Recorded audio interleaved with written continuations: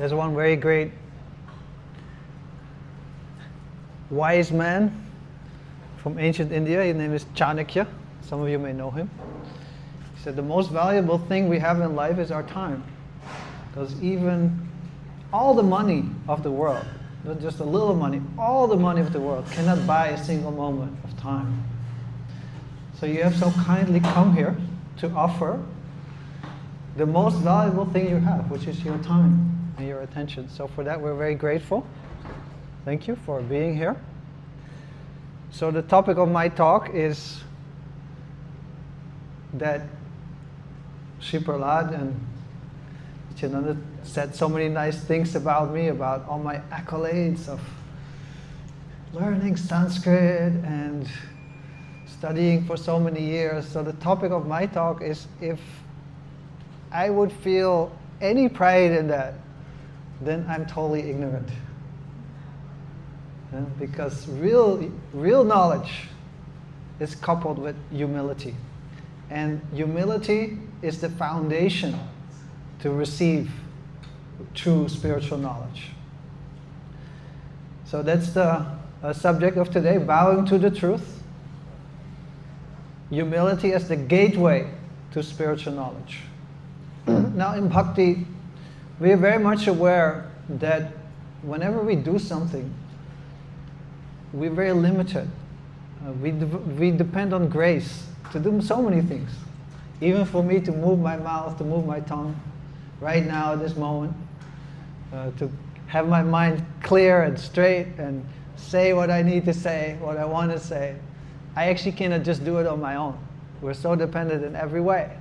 Even for our breathing, we're dependent.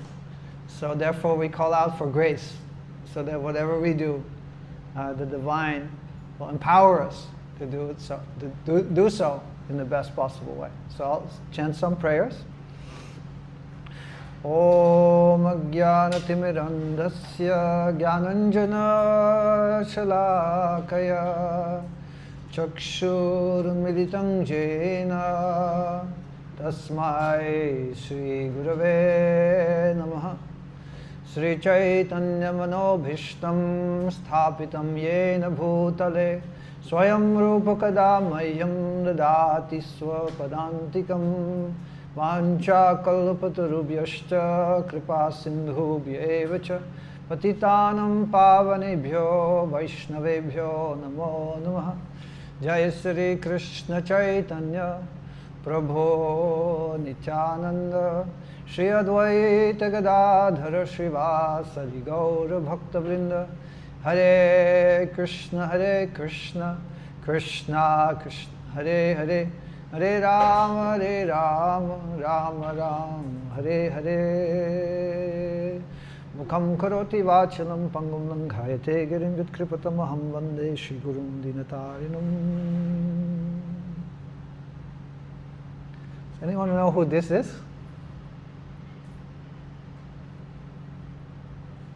It's a very famous painting. It's a detail of a painting. Yeah, Socrates. And what is Socrates known for? Yeah, he's one of the... If you study Western philosophy, where do you start?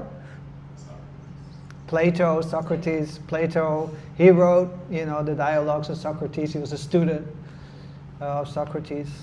This is Socrates. He's about to drink something. Anyone knows what he's about to drink? Poison. Yeah, he was condemned to death. And everybody is very concerned around, all his students, they're lamenting. And he said, why are you lamenting? I'm just drinking this.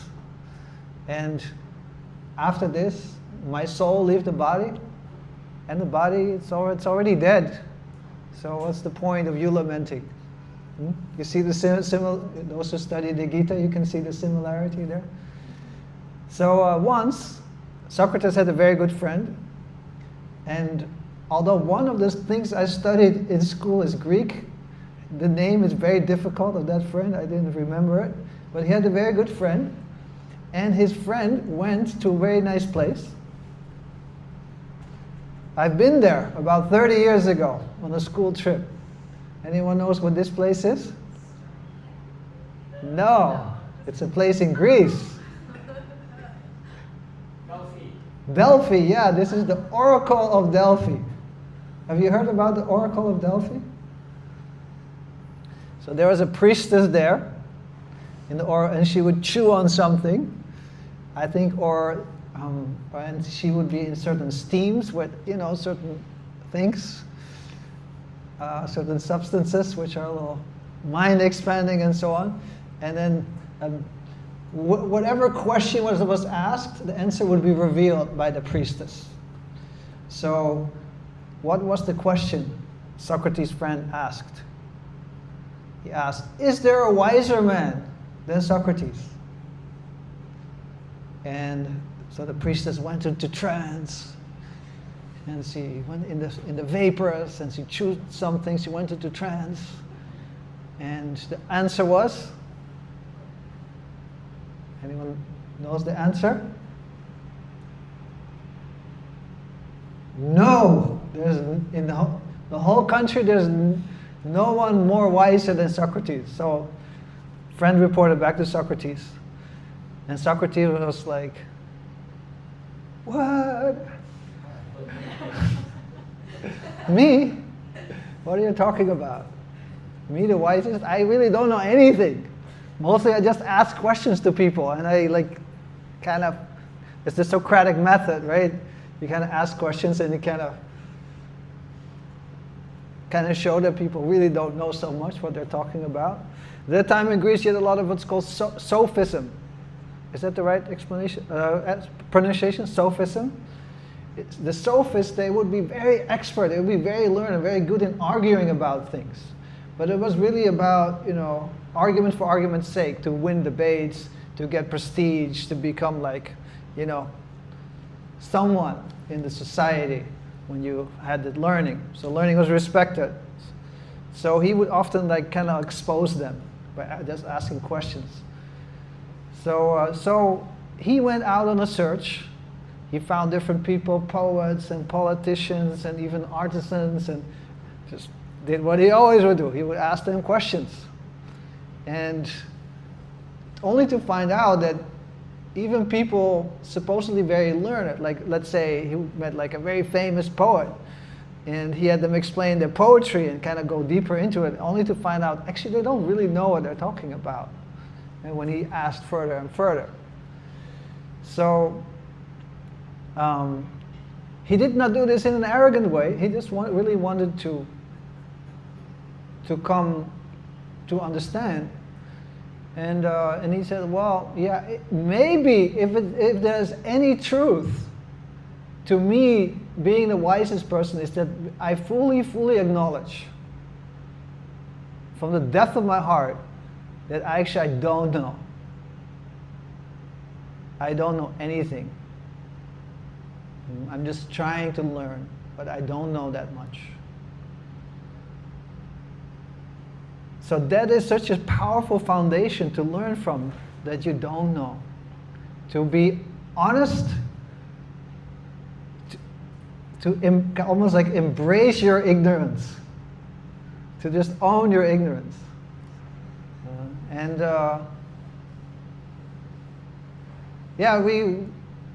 That's such a principle. I don't know if you've ever had to teach anyone something, and the person is just not submissive, not humble. They already kind of know, and they I had it recently. 'Cause there was some initiation here, and I was asked to explain something about a certain aspect of the initiation and certain practice, how you're supposed to do it. And there were some in the audience, they were really their eyes were wide open, and there was someone sitting there and he was looking at the wall. And then sometimes he looked at me, but he kind of who are you to tell me? You can kind of feel the vibe. Now, how much will you be inclined to actually really teach something when there's that kind of mood? I don't know how any of you had that experience. Anyone likes to share? I feel like I was like that, so I understand. Yeah, I definitely also have been like that. Definitely, I definitely can think of many moments where You know, and still, sometimes, I also attend classes, and then, I find myself sometimes coming in and like, who are you? Like, what can you tell me? It's that subtle pride, that subtle, internal block where you're not open-hearted, not humble. So then knowledge becomes you can't really receive in that mood. Humility means like, yeah, I don't know so much, I'm a learner. Can I have it in the beginning? They say the beginner's attitude. And that really opens oneself up for knowledge. For any kind of knowledge, really. I don't know, Sri Prahlad, you're a professor. Do you experience a little bit of different students approaching you in different ways and moods? Yeah, absolutely. Yeah. If we think that we already know everything, that our cup is already full, there's no space for new learning. But if there's a humility, then that cup has space for something to be offered. Yeah. So this is, yes, Nityananda. This morning we had a meeting with the sages about an mentoring program called Sage Care. We brought up that unless you actually create the relationship of a student, like I'm actually a student, then it doesn't give the person the invitation to teaching. Like according to Bhagavad-gita's disciplines of speech, it said you shouldn't teach somebody if they're not your student. So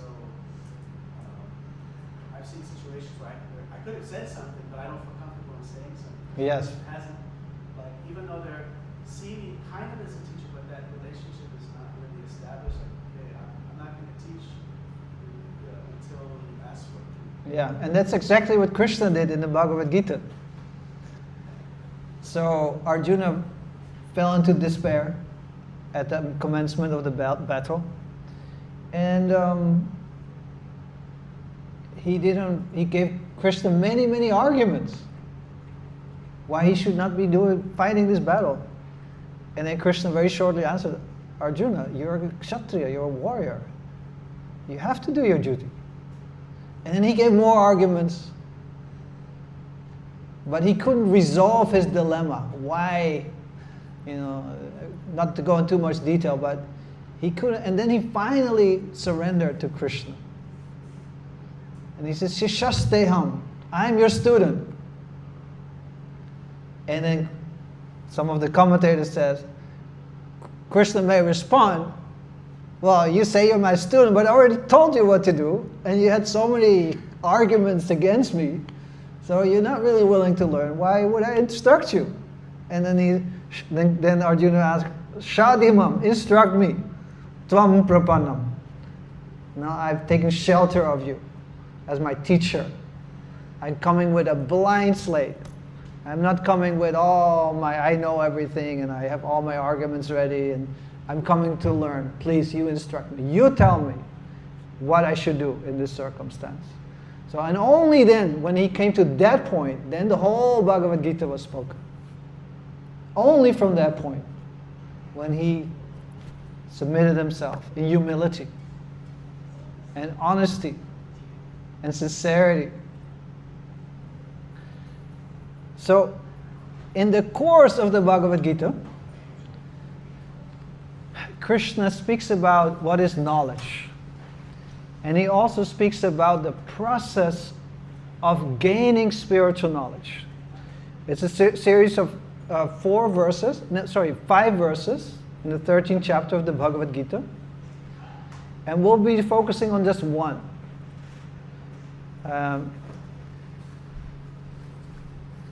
So I'll chant the Sanskrit for you. These chants are very beautiful. Bhagavad-gita is the song of the divine. So these are beautiful songs. Each verse is a song. And even just the sound vibration really is purifying our hearts and opening us up for this divine knowledge to enter. Amanitvam madambhitvam ahimsa kshantirarjavam acharyopasanam shaucham staryamarma vinigraha. So just to give a little context, Krishna lists 20 items of knowledge, of the process of receiving spiritual knowledge, knowledge about the soul and knowledge about the Supreme and their relationship. So he gives 20 items, and this verse gives about 1, 2, 3, 4, 5, 6, 7, 8, 9. So these are the first 9 items. Can somebody please read? Humility, pridelessness, non-violence, tolerance, simplicity, approaching a bona fide spiritual master, cleanliness, steadiness, self-control. Now, again, Sri Prahlad, you are a professor. For your students, do you require them to develop some of these qualities before they enroll in your class? No, the university enrolls them. And I will say the very first orientation when we're in the classroom together, we do have a conversation around some basic discipline that's required for the classroom, some etiquette. And I put up a list, not exactly like that, but about being respectful and opening up space for questioning. And then I asked them to add any other things. So the principle is there that there needs to be some kind of character and discipline of a culture of learning. Yeah, so these are, when we think about knowledge, we think about something very heady, often. What that comes to mind with knowledge. But knowledge is really wisdom, spiritual experience. When we understand about knowledge of the soul, knowledge of God, it doesn't mean book knowledge. It means experiencing myself to be a soul, experiencing the divine in my heart, in my life. And for that, certain qualities are necessary, more than just intellectual prowess. So these are qualities are mentioned here: humility, pridelessness, non-violence, tolerance, simplicity. So there's many of these qualities that have their place in understanding spiritual wisdom. Not, I would say the better word is integrating spiritual wisdom. Digesting. This is the word I'm really looking for. Assimilating spiritual knowledge. We can hear so much, but do we assimilate it? So what do we need to assimilate it? So what's the first thing mentioned here? Again, humility. And we see the same thing. That's where it all starts. The foundation, the gateway, starts with humility. Now, we've already heard a little bit about humility. Just not be proud, to be humble about how much one knows, that one doesn't know so much, to kind of keep the beginner's mindset. Now there's another feature to this humility which I want to highlight. From the Sanskrit word here is amanitvam. You can all repeat after me. Amanitvam. Amanitvam. So mana means honor. So amanitvam is the state of not wanting honor for oneself. Can somebody please read this? This is from the purport by our spiritual teacher, Srila Prabhupada. Beautifully explained all these qualities in his purport. So this is an excerpt. So can somebody please read? Humility means that one should not be anxious to have the satisfaction of being honored by others. Yeah, humility means one should not be anxious to have the satisfaction of being honored by others. What do you think that means? What is the connection between humility and not to be anxious? To have the satisfaction of being honored by others. How do you bring these two together? Detached.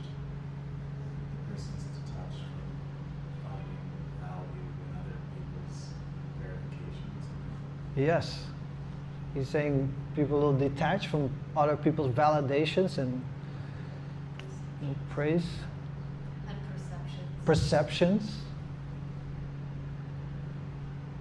Any other thoughts here about humility? The whole context: humility, spiritual knowledge, and not being anxious to have the satisfaction to be honored by others. There's a connection between all of these. It's quite liberating, isn't it? To be not anxious, Yeah. to have the satisfaction of being honored. Okay? Yeah. That's a big weight off the shoulders. Or not having expectation. Not having expectations. Like sometimes I do the seva on the reception, and I'm expecting that everybody stops and say, "Hi, Ash," and if they don't know me, at least like introduce themselves. And not all the time that's gonna happen. Yeah. You see, so it's like, okay, cool. Your presence is here. That's all right. Yes. Sorry, if I'm ever that person, because sometimes I'm rushing.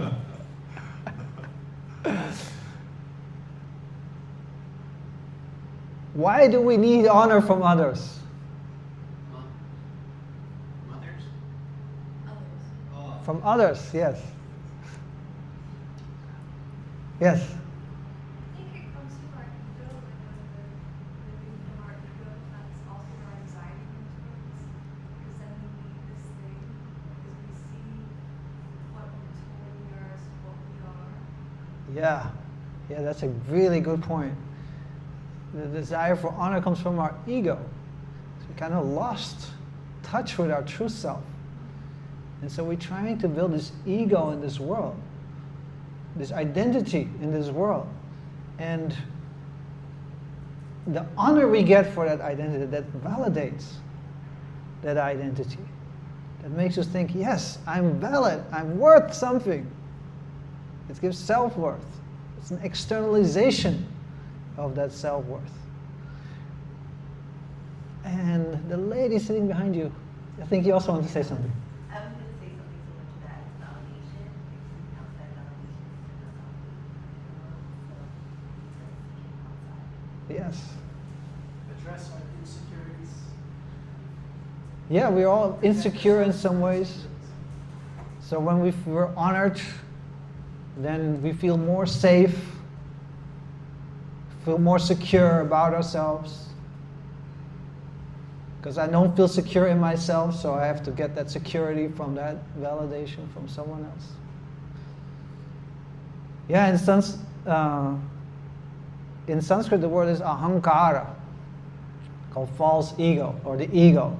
We call it false ego. It's a very interesting Sanskrit word. Aham means I and kara means maker. It's an I maker, an identity maker. So as soon as we learn from the Gita that we're eternal spiritual beings, we're divine by nature. We can speak a lot about that, but just the basic principles, we are divine. We are perfect in a way. We're sparks of divinity. But we lost that. We forgot that. We're ignorant about that. And for having lost our true ego, we develop what's called a false ego due to this quality called the ahankara. It's actually a material element. It's part of the material nature we're part of. And it gives us that identity which we need, because we can't really live without an identity. Right? Can you live without an identity in this world? Just like a complete no one? No. We need some identity. So if it's not spiritual, then it becomes material. So then often when we acquire knowledge, both material and spiritual knowledge, is to boost our identity. So often knowledge is acquired in the service of the false ego, not our true ego. For example, my wife, has a PhD, and her professor is a very nasty and arrogant man. I have never met him, so I take her word for it, because he's actually a very sweet, very kind-hearted person, very sensitive also to people and how they treat others and herself. And he was just not a nice. She had a very tough time, actually. It was like very difficult. And when you do your PhD, you're really at the mercy of your advisor, and there's very little oversight. And if your advisor is just not a good human being, not a caring, kind, helpful person, then it's very difficult. So she went through a lot of struggle with that. And I found it interesting when I read once an email of his with his name under it, and I never saw so. Of course, if you're a doctor, okay, you can say PhD, like Sri Prahlad is a PhD. If he puts in his name, it's fine. But it was like PhD, and I forgot, but there was like 10 other like TMF, FMD, CMF, like I never saw like literally 10 of them. I thought, why? What is the need? I'm sure they all mean something. Some people also make up these things. Actually, they don't have that. They just make them up. Anyways, we won't get into that. But I can see this person is so insecure, and that's why I have to be so dominant and so, asserting himself in a certain very unhealthy way. So that is false ego. We need, being detached from our true spiritual self, we create this identity in this world, and often the knowledge serves that ego. Even in spiritual circles, that can be the case. Oh, I know Sanskrit. I know scripture. I studied this and this. I studied from this teacher and that teacher. I have 500 hours of this training and 300 hours of this training and 150 hours of that training. Right? So, and that can all be totally valid. And you can also, when you teach, of course, you do want to show people, like, I have some credentials, that's all fine. But when you're building like an identity on the basis of that, it's not about actually truth. It's not about, when you're learning, it's not actually about truth. Truly understanding who you are, who God is, and assimilating that. But it's more about creating an other false identity in this world. And even all that spiritual knowledge can only be done in service of the ego. So that's why humility is defined here.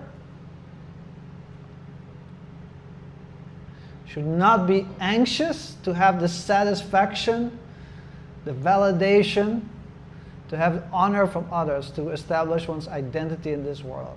That is the meaning of it. Now, knowledge should be about truth. Spiritual knowledge should be about finding truth. And as such, if we can present ourselves in a humble way before a qualified teacher, then we can receive so much. Arjuna humbled himself and received the whole Bhagavad-gita. This is another very nice example in our tradition. Our main spiritual teacher is Sri Chaitanya, who you see here sitting on a little elevated with a shaven head, very effulgent. He actually started this Hare Krishna chanting and spread it widely in India. But he was also a very greatly learned person. So he had a student named Sanatana Goswami. Now Sanatana Goswami was one of the most learned people of his time. He knew fluent Sanskrit, like deeply. He wrote Sanskrit books and literature, poetry. He knew many other Arabic, he knew Persian, he knows so many other languages. He was the prime minister of West Bengal, which was like one of the biggest states of, not West Bengal, whole of Bengal at the time. One of the main states of India. It's like a whole country basically, millions of people. He was like the prime minister, just right under the king. So he was fabulously learned, he was very wealthy, very famous, like well established in this world, like A-type personality. But when it came to spiritual knowledge, this is how he approached his teacher. Can somebody please read? I do not know what is good for me or what is detrimental. Nonetheless, if people consider me a learned scholar, and I am also thinking of myself as such. I don't know if I read it very well. Sorry, yeah, the in should be out actually. That's my mistake. Nonetheless, people consider me a learned scholar, and I'm also thinking of myself as such. What quality do you find here? I just want to, like, I even posted it right now because I want to remember it. And it gives me the feeling that, I don't know if I'm wrong, but like, he truly, like, well, that's how I'm feeling. I'm attaching the meaning to my constant state that I've been experiencing these past days. And it is that I feel like I'm starting to know a lot, but I also know everything's covered still by ego. So he's saying, I'm not nothing that you're calling me. I'm something beyond because I'm from and for Krishna. But in a way, like, but also I believe it because you're saying that, like, I don't know how to explain it, but I kind of have a meaning in myself. Thank you. Thank you. Anyone else? What do you find if you look at read between the lines, look at the heart, what it's expressing?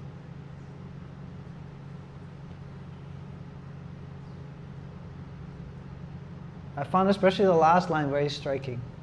People consider me a learned scholar, and I'm also thinking of myself as such. Could that be the ego coming through? Or is that a form of humility? Because the first part kind of feels a little humble, like in a, I don't know, kind of giving up the need for an answer, but then the last part is kind of like, oh, I guess I am a scholar. But he's admitting it, and he's like letting it, it's in the mood of admitting it and leaving it, dropping it. Yeah. It's very vulnerable, actually. Very vulnerable and a little detached from really caring what that means or looks like. Yeah. Yeah, like he has he's looked in the world as someone very learned, very respected, and he said it doesn't mean anything. Although even I think I'm starting to believe it, but actually, it's I don't know what is good for me, what's bad for me, what I'm supposed to do. Who am I? Why do the threefold miseries always give me trouble? If I do not know this, how can I be benefited? He's also saying, how can I be considered learned? That's basically the sense of this next verse. How people consider me learned, and my foolishness, I also consider myself as such, but I don't even know who I am, what my true self is. I'm always suffering in so many ways, and I'm always, in trouble in some way. I don't know how to really deal with that. How can I be really considered learned? If I don't know this, if I don't know who I am, if I don't know how I can be happy, truly happy in a deep spiritual way, then how can I truly be benefited? How can I truly benefit others too? So this is the mood to approach. Sri Chaitanya instructed him, taught him, not only for a day or a few hours, for 2 months straight, because he was such a humble, gentle soul. Although very learned, very capable, but such a humble heart that all knowledge was given to him. And when water flows, does it flow up or does it flow down? When water flows down. So grace flows to a humble heart. So in Bhakti, when we speak about Bhakti and spiritual knowledge in Bhakti, spiritual knowledge really means understanding who am I? What is my spiritual identity in relationship with the divine? Who's God? Who's that divine source of everything? Who I have this deep spiritual connection with, but that relationship I've long forgotten. So, in order to really understand these things, in order to really understand spiritual knowledge, it doesn't depend on intellectual power at all. It entirely depends on the quality of revelation, spiritual revelation. And how does revelation come? Can you force revelation? Like when it's dark, let's say we're here in the middle of the night, it's midnight, there's no sun out, and you don't have SpaceX, you don't have a plane to fly to the other part of the world.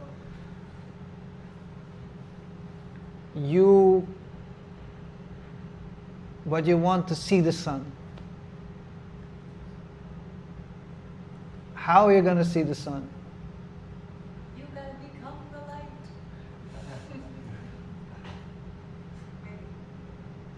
Or well, how do you come to that light?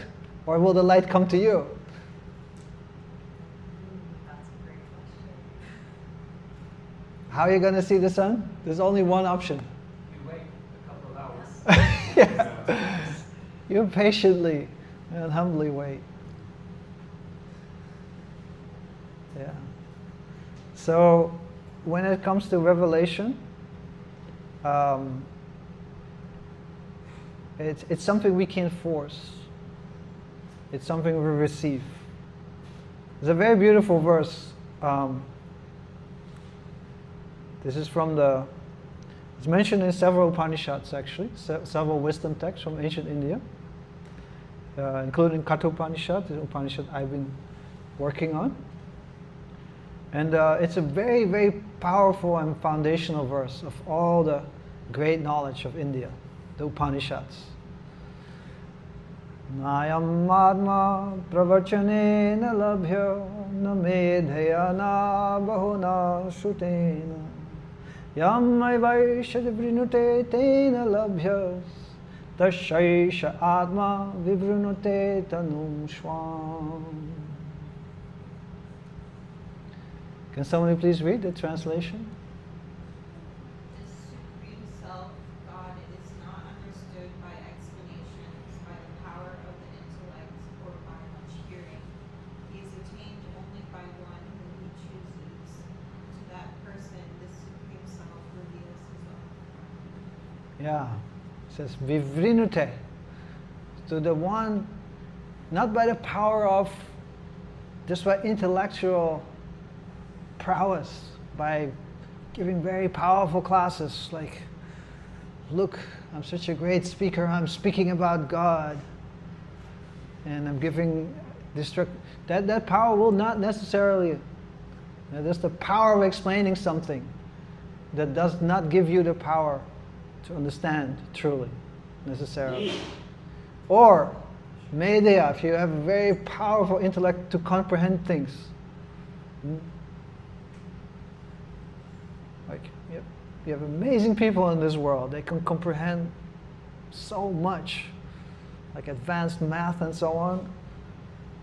Goodness, I couldn't even approach that. Or bahuna shrutenam, by going to many different classes, go here and go there, and you learn and you learn and you learn and you learn. It's not necessarily that you receive revelation, but only to the person the Supreme Being chooses. Then he reveals his own self. Who do we reveal ourselves to? We have many people in our life. Do we reveal ourselves to everyone? Trust. Someone, yeah, we trust. And who do we trust?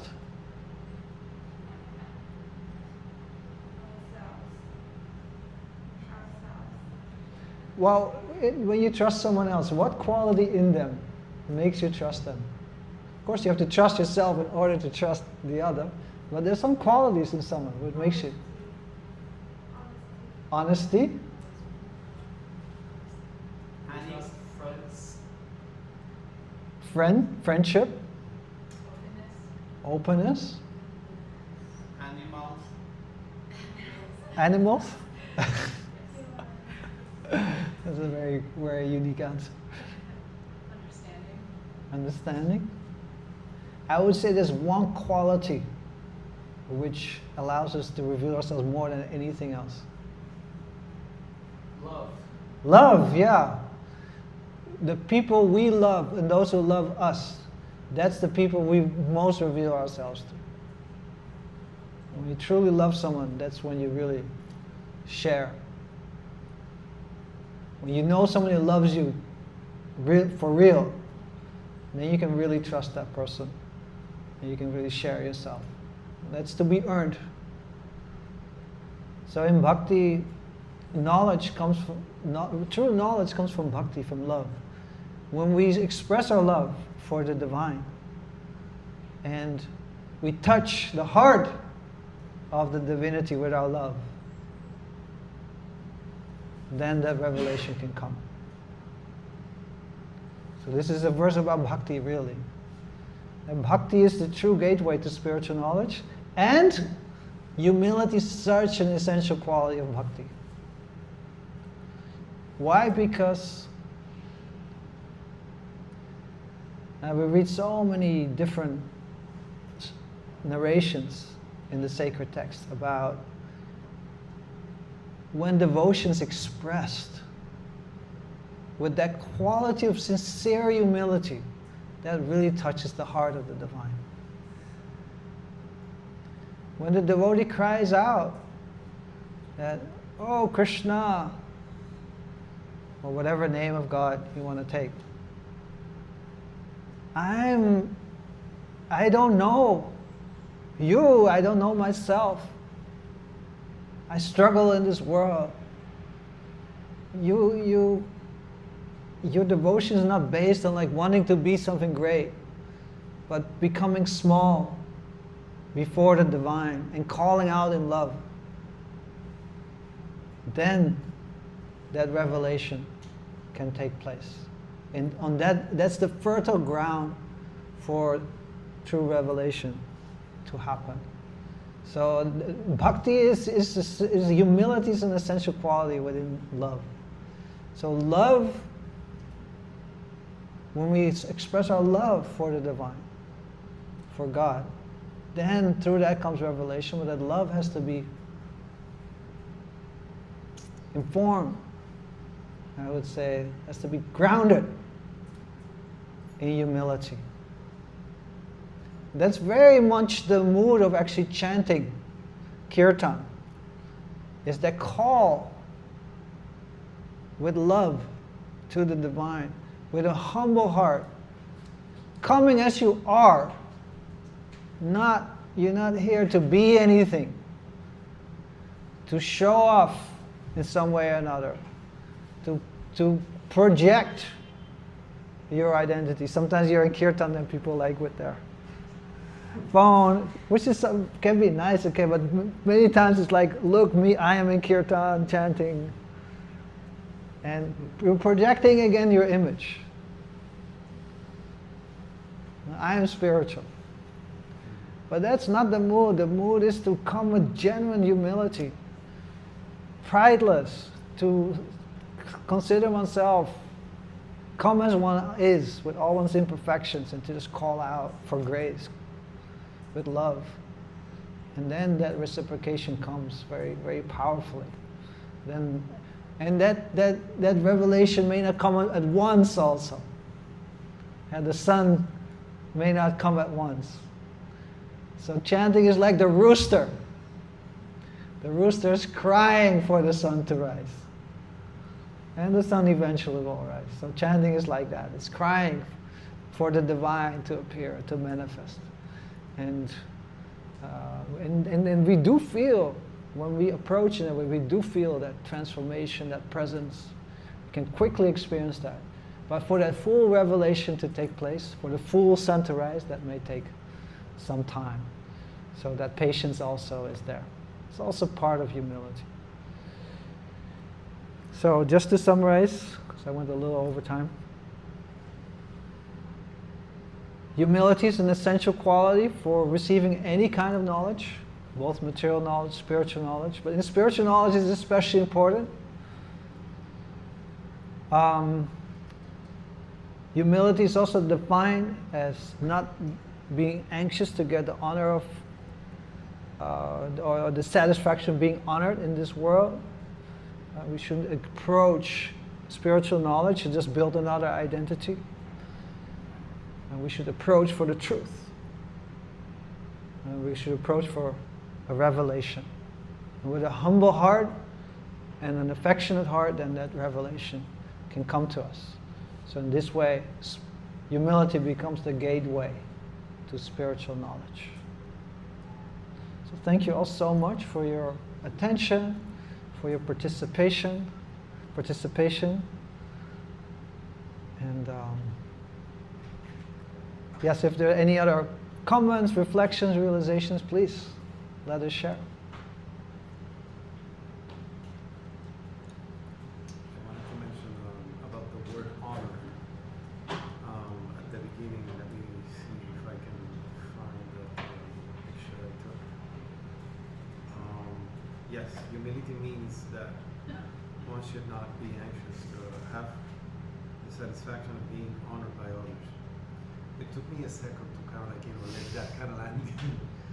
Because I do have in life this, I abide by this principle in my life, and it is that I stop demanding respect from people because I feel that what we should by default be doing, it's honoring each other's presence. Just simply, showing in front of it. When like we meet on the oval sometimes, you're always so nice. If you see me, you always say hi, or at least we offer each other Hare Krishna, a little bit of a conversation, and then we move on. But I always walk away feeling like so good after I see you. It's like, for me, that's honoring each other's presence in a very unpretentious, very simple way. In Puerto Rico, especially with some family members, it's like, oh, but you don't have any respect for me. And for me, it's like, it's not that I don't have respect for you. It's if you always come from a reference that is standoffish, or it's like, like I'm not here in front of you, then I guess we should work on honoring each other. That for me, that somehow acts as a little bit more of humility. But it's just, again, a degree of that context. Yeah, I just wanted to share that because that has always been stuck inside of me. Yeah, very nice point. Not demanding respect from others. Yeah, that's where this quality really is being put to test. Yeah. Yes? So this was a really nice lecture, and I had a question on humility. So if you start off with a lot of humility, say you're new to something or it's very casual, and over time, say 3 years, 10 years down the road, that whatever you're doing brings a lot of responsibility. So say you're a CEO with 10,000 people whose employment is there, or you're a scholar that's like sharing wisdom to a large group of people. So over time, when you have a higher sense of responsibility, even if the humility exists, how do you prevent let's say, I don't know if anxious is the word, but when there's more responsibility, how do you still maintain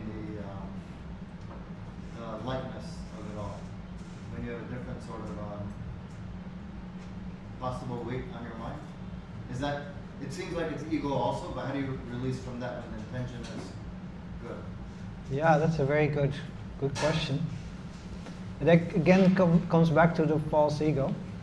So just to summarize his question, like when we get more, when we do something, we invest in something, then we get more responsibility, and that weight of responsibility may kind of weigh us down, and we may not feel. How do we maintain a certain lightness in that? How would you connect this with humility? Well, it was connected to the anxious part. The anxious part. Okay. And so it was, because what I was understanding is if you're still maintaining humility, then there's like love, compassion, everything feels good. Right? Yes. But when I put in the word responsibility in any kind of field or place in life, it could be in a family or anything. Yes. Then I feel humility. I mean, I don't know, something about that anxiousness doesn't feel like it's. Well, that kind of anxiousness is, we're talking in humility, anxious to be honored by others. But anxiousness in its own is not always a bad quality. It shows a certain sincerity. I'm anxious about my child. That's probably good that there's some degree of anxiousness, because I care. So actually, anxious is not necessarily a bad quality always. But Krishna says in the Gita about the effect of the ahankara, the false ego. So, ahankara vimudadma kartaham iti manyate. So the effect of false ego is like, I am the doer, I am doing everything. So, and when I am responsible and I think I depend only on my own strength to do something, then that may weigh us down also. That makes us anxious, and that may take away that lightheartedness. Whereas we feel like, okay, let's say, you're a CEO of a company, you're anxious about your responsibilities. But if you say, well, but I'm not on my own here. According to the Gita, a beautiful verse, says that Krishna says, Aham sarvasya sanivisto matasmrita jnanam apavanamcha. I'm seated in everyone's heart, and from me comes knowledge, remembrance, and even forgetfulness. So we have someone with us. There is a controller in this world, and so if we can not only depend on our own strength, but also depend on divine strength, and that's also humility. To say like, yeah, no, it's like I'm limited, but there is a power beyond me, and I pray for grace to receive the strength to carry on my responsibility in the best way, without being, and then that lightens up immediately when we do that. We feel it all depends on me, we're anxious, we're getting more and more stressed. That's usually because we're not in tune so much with that divine relationship which we have. And the strength we can get from that, and which we can carry us so many ways. Arjuna was so anxious about the whole battle. When you understood, oh, Krishna's with me, wants me to do this, and I just have to do my duty, and he'll help me, he'll protect me. So I just surrender. So then that burden fell from his heart, and he could do his duty with a open heart.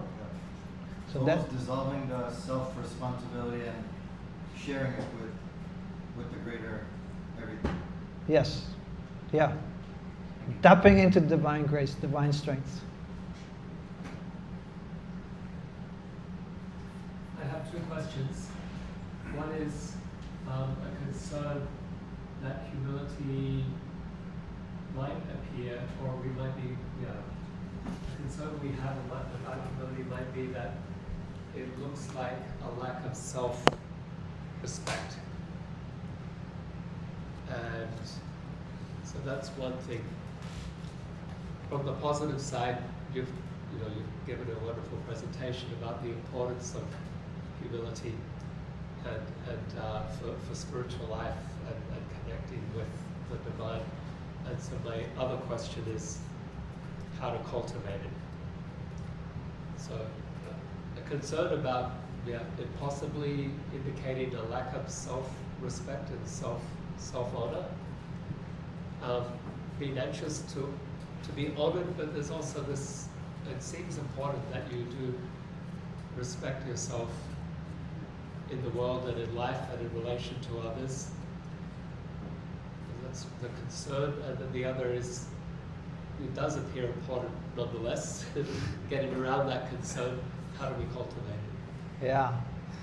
So there's a great spiritual teacher, and his Bhakti Tirtha Swami, who you know well. Of course, Sripala knows the answer to this question, but out of humility, he's asking nonetheless. I'm sincerely asking.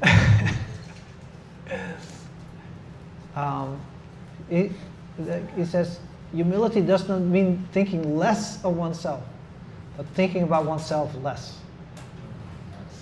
So it's not like that one. Another way it's explained, a definition I've heard of humility, which I really like, is happy small. As you said in the beginning, when there's that sense of like, that exaggerated sense of self-importance, and when one becomes anxious to be honored and to be validated and so on, that's actually a great burden we carry with us all the time. And so humility really means to know that I'm not great. I'm not like the center of the whole world. I'm just a small part of the divine, and I have my part to play. And I'm happy about this. Because actually there is so much happiness in just being happy, small, in having a healthy sense of feeling I'm insignificant. I'm not that important.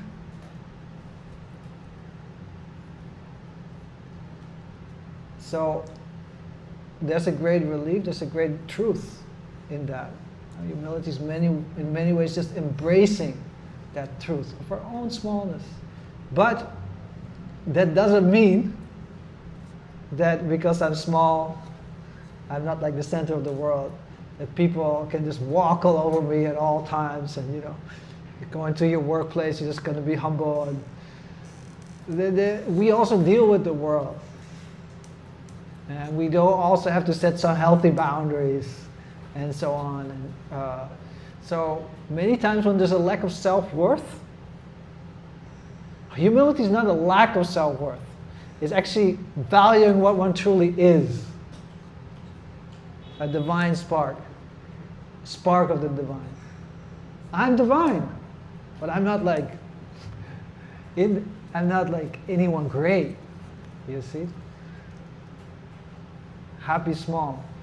But when there's that sense of like self-deprecating, like, yeah, I'm a terrible person, I'm so low, it's like a low self-esteem, low self-worth, then that often leads us to, can very much lead to abusive behavior towards us, and we think, yeah, I'm not worth anything anyway. So in that sense, that's not true humility. That's another part of the ego. One part of the ego says, I'm very great, look at me, how many followers I have, and so on. And the other part of the ego is like, look at me, I'm so terrible, I'm so low. But it's still very self-centered. And often that kind of leads to all kinds of, that often leads to putting oneself in situations where one cannot define clear boundaries and so on. So true humility is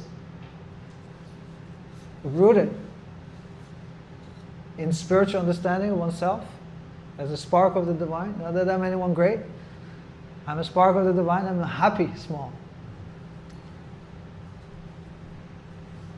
So how to cultivate that? It's really through spiritual practice. Humility is not just artificially, it's an awakening of the nature of the soul.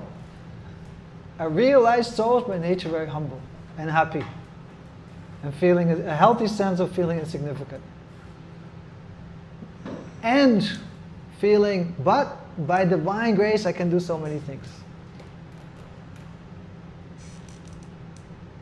My value is like, I'm very small and that's very significant, but by grace I can, I can become an instrument of grace, and that's my worth. That's a wonderful thing, and that's exhilarating, and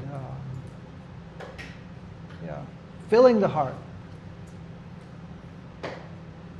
So, but that doesn't come.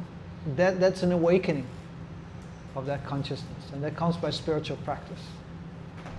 True spiritual practice awakens that natural humility of the soul. I hope that would help. Yes. You hear that the last trick of illusion is not that I'm happy small. I'm not the body, I'm not American or Chinese, but I'm happy big. I am everything. Yeah. So that's like, so I'm not small, I'm everything. That's another stretch of the ego. Yeah. I am God. I am the all-powerful. Yeah.